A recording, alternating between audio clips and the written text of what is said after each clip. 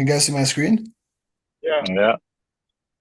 All right. Before we analyze GU, EU, or USD JPY, let's just take our time to actually take a look at the DXY, the US dollar. I'm sure all of you guys know by now, right? Before you actually trade any USD pairs, right? Like gold, EUR USD, GBP USD, AUD USD, USD JPY, USD CAD, right? You must analyze the DXY first, right? Because if the DXY is bearish, you best believe it. USD JPY and USD CAD will be bearish as well, right? And then EUR USD, GBP USD, AUD USD should be bullish. Should pretty much be the opposite, right? So this is a quick reminder, right? Any pairs that got USD at the end should be moving the opposite way compared to the DXY, and then any pairs that got USD in front of them, like such as USD CAD, USD JPY, should be moving in the same direction as the DXY, right? So we currently on the monthly time frame, we're not going to do too much. We're just going to add our key levels, right? I'm just going to add one down there as a main support level, right? This is where the DXY is currently heading for, right? 100.534 is a strong support level because we know for a fact that every time the market touches that level, it goes all the way up, right? Touch, went all the way up, touch, went all the way up, touch, went all the way up, touch, went all the way up, touch, went all the way up, went all the way up. So this is definitely like a crucial support level or the mid level to actually pay attention to. And it is obviously on the monthly time frame, which is the highest time frame, right? And then we're gonna have to put one up there. Let's try to get as many touches as possible. Right, we can place it. There we go. Right. Obviously, it's a false breakout. It's a false breakout, but we know for a fact every time the market touches 105.295, right, it goes all the way down, right? On the monthly time frame, guys, you can pretty much say that the DXY been doing what? What would you guys call this? Consolidation. Exactly. Consolidation. Consolidation, right? It is a consolidation on monthly time frame, but once you scale your way down, you'll see that the market is currently trending down. Yet again, this is why there are like so many type of different traders in the market, right? You'll see swing traders, you'll see intraday traders, you'll see scalpers, and so on and so on. Because most of swing traders, guys, will probably wait for a break in the retest below that support level or below, or sorry, or above the resistance level. All right, so now we scale down a little bit onto the weekly time frame. As you can see, the levels from the monthly is still pretty much valid on the weekly time frame, but we just have to pay attention to those key levels at 105.062, 100.534, right? Obviously these are false breakouts, right? These two levels are very crucial, right? Because we know every time the market goes for one of them, it's going to react to it, right? So we are now in the weekly time frame, right? Obviously, you guys can clearly see the DXY is currently trending down. What two things that made you realize that the DXY was going to drop that much? I see It was a false breakout. I see a break of resistance and head and shoulders there as well. You guys it is a breakout? But it was a false breakout, yeah. Yeah. False breakout. Okay. Those are also good confluences, right? But what is the main confluence, the two main confluences that be like, okay, I'm positive that the DXY is going to drop. It failed to go higher than the previous There you go. high. Perfect. Perfect. The minute you get that, right? Like you guys just said, right? The minute you realize, right? So I'm going to start from scratch. I think Joe said the minute you realize that the market failed to go above the previous high to create a higher high, and instead it gave you a lower high, that is one of the strongest indication, guys, when I tell you that it is going to be a reversal, right? Obviously, the market was trending up for quite a bit on the weekly time frame, as you guys can see, right? The market gave us a low. What's going on? Right? The market gave us a low. Right, this is a low. Can you guys still see my screen? Yep. Yeah. The market gave us a low and then went all the way up to give you a high, right? Went all the way down to give you what's going on with this thing? Insert shape rectangle. Went all the way down to give you a lower high, right? Sorry, a higher low. And then went all the way up to give you what, guys? What was your question? So the market gave us a low, a high, a higher low, and it went all the way up to give you what? The higher high. A higher high. You can back down to give you another higher low, right? So pretty much this Yeah. was a beautiful structure, right? Low, high, higher low, higher high, and then a higher low. So it is a strong indication that the market is currently trending up, right? But like you mentioned before, the minute you realize after the market gave you a high low, it started to go up, it started to go up, but guess what? It failed to create another higher high because you got to remember, right? If the market is trending up, you must be getting higher lows and higher highs. And mind you, this is a weekly time frame, right? So the minute you guys Yeah. fail to give you another higher high like it did previously, right?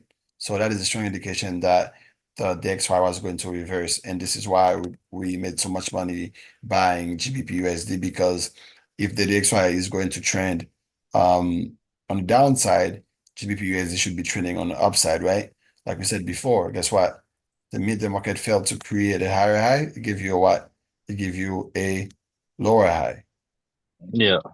Exactly. I'm currently recording this for the team right now, so I'm just going to show them, right, how to use the Fibonacci retracement properly, right? So Yeah. on the uptrend, you should be looking for the market to retrace to give a higher low at between the 50% and the 61% retracement, right? So you pretty much will be placing your Fibonacci retracement from the bottom all the way to the top, right? And then you should expect the market to go between the 50% level to the 61% level to create the higher low for you to get in, for you to buy it. As you can see, the market went for the 61% level, give you one touch, and then close above the 61% level, then went all the way up. Because you're going to aim for 0% for TP1 and minus 27% for TP2, right?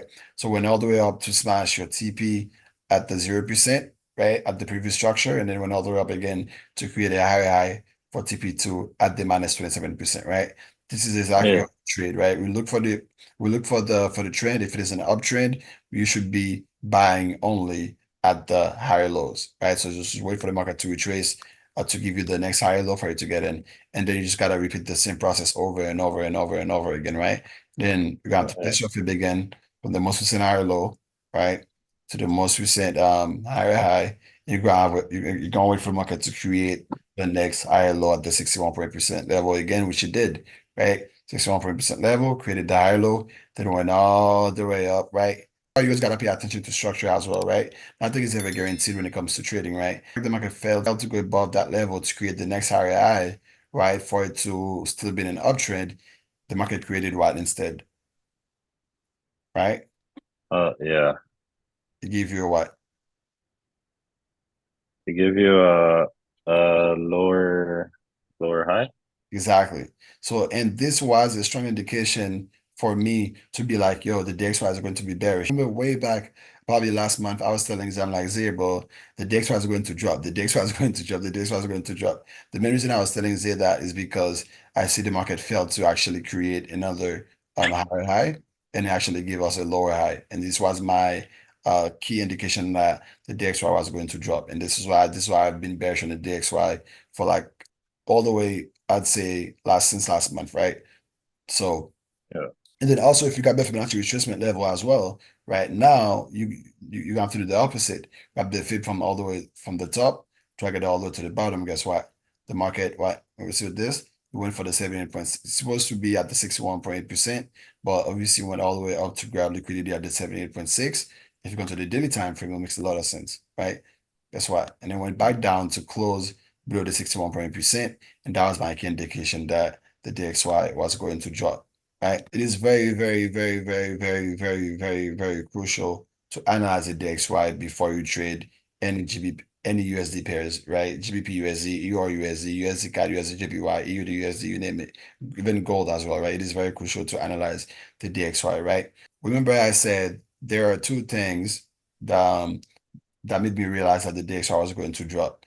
Joe, you got the first one, which was the lower high was created instead of a higher high, right? Because if the market is trending up, you must be getting higher lows and a higher highs, right? But it went all the way up Mhm. instead of giving you a higher high, it gave you it actually gave you the opposite, which is a lower high. What do you think the second thing is? Is it the news that happened in the States? Yeah, Like yeah, the the news happened, banks, but technical structure banks and was, but te technical structure was, right? Oh, okay. Technical structure wise, you're saying? Yeah. Like obviously, this is just one of the things you because you have your resistance line right there, you have your support line.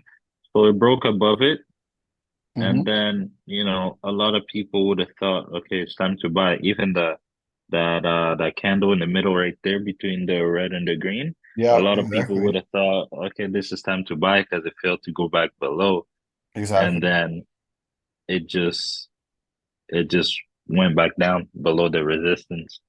I agree.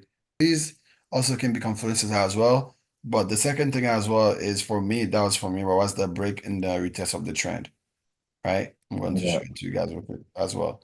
All right, there's two things made me realize that the DXY was going to drop, right here, right? Beautiful uptrend, break below the uptrend, retest below the uptrend, since then it has been going down, right? Hmm. And then that was my second confluence. The third confluence is, remember, guys, if the market breaks below the trend line, the market must also breaks below the previous structure, right? Guess what? This was the previous, which used to be a higher low, right? This is a low, high, higher low, higher high, higher low, right? The market not only Yeah. just broke below the trend, it also went below the structure. Look at that. Broke below the structure, right? Came back to retest the previous higher low. Since then, it has been dropping like crazy. See that? Yeah. Broke below the Hmm. previous structure. That's when you know for a fact that the DXY was going to drop, right? Right? The DXY gave us a lower high, right? Yeah. It broke below the weekly trend and retested the weekly trend.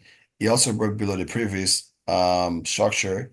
I this was the previous high low, came back to retest the structure. Since then it has been going down, right? Same thing here as well, right? The market just broke below that structure, right? Came back to retest it, and it is now currently going down. So the last stop for the DXY pretty much is this guy right here, right? This guy right here, right? So the mid market goes for the last structure. We should expect like a retest to be on, sorry, a retrace to be honest, right? And also Hmm. one thing to keep in mind, one thing to keep in mind, guys, the DXY still hasn't given us a lower high yet. I mean, our second lower high, right? Because the only lower high that we have is this. These are not Yeah. lower highs. These are not lower highs, right? Do not confuse break and retest, right, of structure or like support or resistance level for lower highs for structures, right? A break and a retest, it's not structure. Do not confuse the two. Trust me, do not. That's because I used to do that a lot, and I used to lose a lot of money, right? These are nothing but break and retest. Done.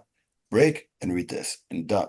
But the DXY hasn't given us a proper high low since, sorry, a proper low high since this, We're right? just waiting for a So pullback right now. exactly. So we know the pullback is coming. Like no one can tell you when it is going to come because no one can predict the market, but we can only react to it. But we know it is going to come, right? So these are not lower highs. These are not lower highs. So these are not lower highs. These are breaking retest. This is the only lower high that the DXY ever given us before it dropped all the way down. So next move should be just wait on the sideline and wait for the DXY to create the next lower high. Especially right now, we are currently trying to move into the swing trade side. You do not want to be buying GBP right now because the DXY done sold for so long. It has to give you the next lower high, right? So let's say if this is the retracement, because no one can tell. No one can tell if this is actually going to be the retracement until you actually give you the 61.8% or 50% level retracement, right? But let's say if this might be the retracement, right? So all you gotta do is go to insert, right?